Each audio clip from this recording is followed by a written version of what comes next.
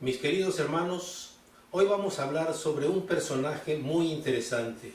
Se llama Jonás. Este era un personaje estudioso de las Escrituras, pero que tenía un carácter muy fuerte. Él quería que las cosas se hicieran como él pensaba que eran lo correcto.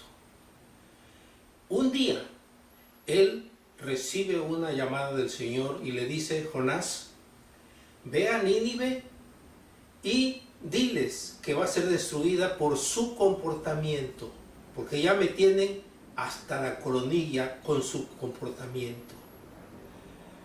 Pero Jonás tenía muy malos recuerdos de Nínive.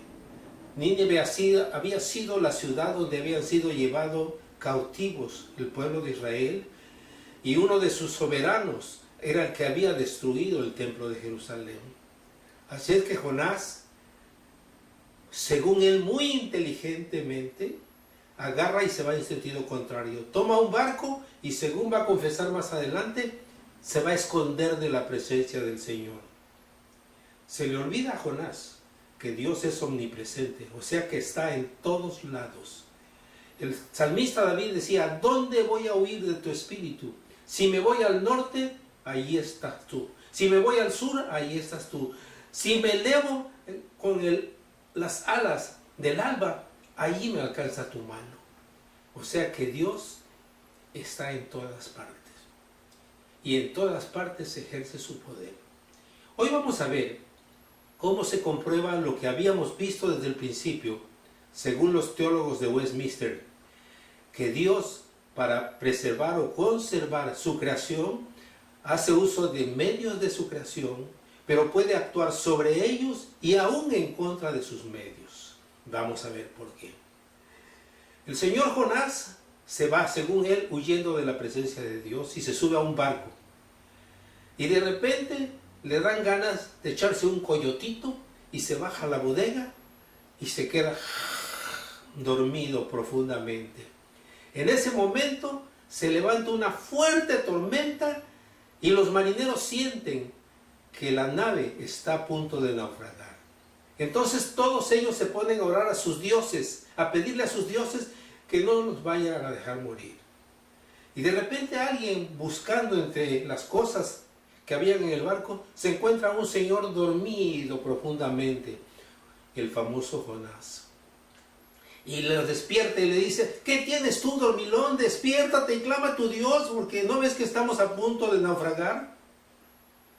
Y Jonás dice: miren, esta tormenta no se va a calmar si ustedes no me tiran al agua, porque yo vengo huyendo de mi Dios, el Dios Señor de todo el universo. A mí me dio un mensaje y yo no le hice caso y me fui por el lado contrario. Así es que tírenme al mar para que la tormenta se calme. Los marineros no lo quieren hacer de buena gana. Dicen: no, porque esto no es correcto, tirar a un pasajero al agua. Pero sin embargo, ante la insistencia de Jonás, que si no lo tiraban al agua, la tormenta no se calmaría y ellos podían perecer ahogados, lo tiran al agua. Pero antes piden perdón al Dios de Jonás y reconocen al Dios de Jonás como el Señor del universo. Y el Señor ya tenía preparado un pescadito, un pescadote, dirían las Escrituras, que se traga vivo a Jonás. Pero fíjense cómo Dios está actuando aún en contra de los elementos de su creación. El pez no le causa ningún daño al cuerpo de Jonás. Sin embargo, va a dar al estómago del pez, y ahí permanece 3 días y 3 noches. Tiempo que le da a Jonás para pedirle perdón a Dios e implorar su misericordia y que lo libre del buche, del vientre del pez. El Señor oye la oración de Jonás y él le ordena al pecesote que vaya y arroje a Jonás a la playa. El pecesote sí obedece, no como Jonás, que salió huyendo en sentido contrario, y se va a la playa y devuelve a Jonás. Y ahí el Señor se le vuelve a aparecer a Jonás, o sea, visiblemente apareciéndole a Jonás. Y Jonás le dice: Señor, es que yo sé que tú eres muy misericordioso y vas a perdonar a Nínive. Y entonces eso va en contra de lo que dice tu palabra en Deuteronomio 18:20, que si alguno hace profecías en tu nombre y esas profecías no se cumplen, ese personaje, ese profeta, debe ser muerto. Y le dice el Señor: no, Jonás, yo te di una orden y tú la tienes que ir a cumplir. Tienes que ir a la ciudad de Nínive y les vas a dar un mensaje que yo te voy a dar, que es que en 40 días esa ciudad será destruida. Va Jonás y empieza por las calles, no corriendo, sino va y, como acostumbramos nosotros en nuestros países, en cada esquina se pone a dar el mensaje de Dios. Esta ciudad va a ser destruida por el comportamiento de ustedes. Recordemos que ya antes Dios se había manifestado a los ninivitas en la época de Nabucodonosor y en la época de Darío. Entonces el pueblo le da miedo, capta el mensaje que Jonás estaba transmitiendo de parte de Dios y se arrepiente. Aún el rey se arrepiente y se viste de una manera muy especial, demostrando la humillación. Y se inclinan para adorar a Dios y pedirle perdón. Y ojo, aquí está la clave: pedirle perdón y corregir su comportamiento. Pero Jonás, bien derechito según sus pensamientos, se va y se pone en un lugarcito donde pudiera ver cómo Dios destruía a Nínive.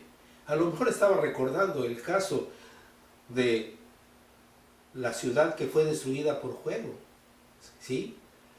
Ahí donde Dios liberó al sobrino de Abraham. Pero pasan los días y nada.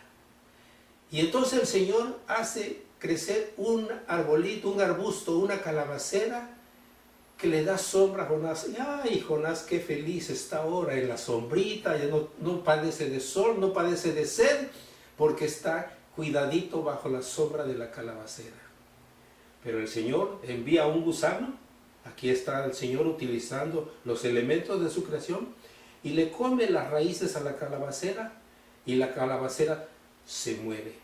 Y al día siguiente, todavía, para que a Jonás no le quede duda que Dios es el que manda un viento muy fuerte y un sol como el que estamos viviendo o el que nos espera en pocos días.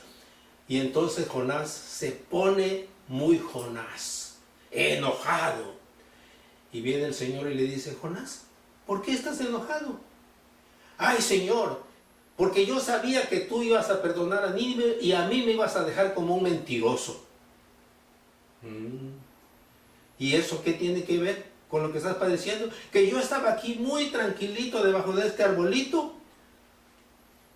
y de repente se secó el arbolito, y ahora con este viento y este sol tan fuerte yo siento que me muero. Y le dice el Señor: ah, sí, Jonás, o sea que tú te preocupas muchísimo por un arbolito que tú no sembraste, ni le echaste agua, ni lo podaste, ni nada. Piensa, Jonás, utiliza tu coquito. Piensa si yo no he de tener misericordia de esa ciudad de Nínive, donde hay más de 120,000 personas que no pueden distinguir cuál es su mano derecha y cuál es su mano izquierda. En esta historia nosotros encontramos algunas de las características de Dios. Algunos de los atributos, le llaman los teólogos, de Dios. Número 1, Dios es omnipotente, es omnipresente y es soberano. O sea, Dios puede actuar para preservar su naturaleza, su creación, utilizando los elementos de esa creación, de esa naturaleza, pero puede actuar sobre esos elementos y aún en contra de esos elementos. Por ejemplo, el caso de un pescado que no se come a Jonás y se lo traga y lo devuelve vivo a los 3 días. La otra cosa, que tú no te puedes esconder de mi presencia, Porque como dice el salmista, ¿a dónde voy a ir de tu presencia? Si me voy al norte o al sur, ahí estás tú. Y si me elevo hasta lo más alto, también estás. O si me entierro debajo de la tierra, ahí estás tú. Donde yo vaya, tu mano me alcanza. Así es que debemos tener muy presente, cuando recibimos una orden de Dios, lo mejor que podemos hacer es cumplir con esa orden. Pero no por miedo, no por obligación, no esperando una recompensa, sino por amor a Dios. Porque Dios, como lo demostró entre los habitantes de Nínive, además de sus características, es amoroso y misericordioso, que perdona al pecador que se arrepiente de sus pecados. Y de ser enemigos de Dios, como diría San Pablo, se convierte en hijo del Padre, hermano de nuestro Redentor, ciudadano del reino de los cielos y miembro de la familia de los santos. Tengan eso muy pendiente, mis hermanos. Cuando metan la patita o la patota, si le piden perdón a Dios y se arrepienten, el Señor perdona sus pecados porque Él es misericordioso, Él es amoroso. Y para terminar, me despido con la bendición que Dios le dijo a Aarón que impartiera a su pueblo. Que el Señor te bendiga y te guarde. Que el Señor haga resplandecer su rostro sobre ti y tenga de ti misericordia. Amén.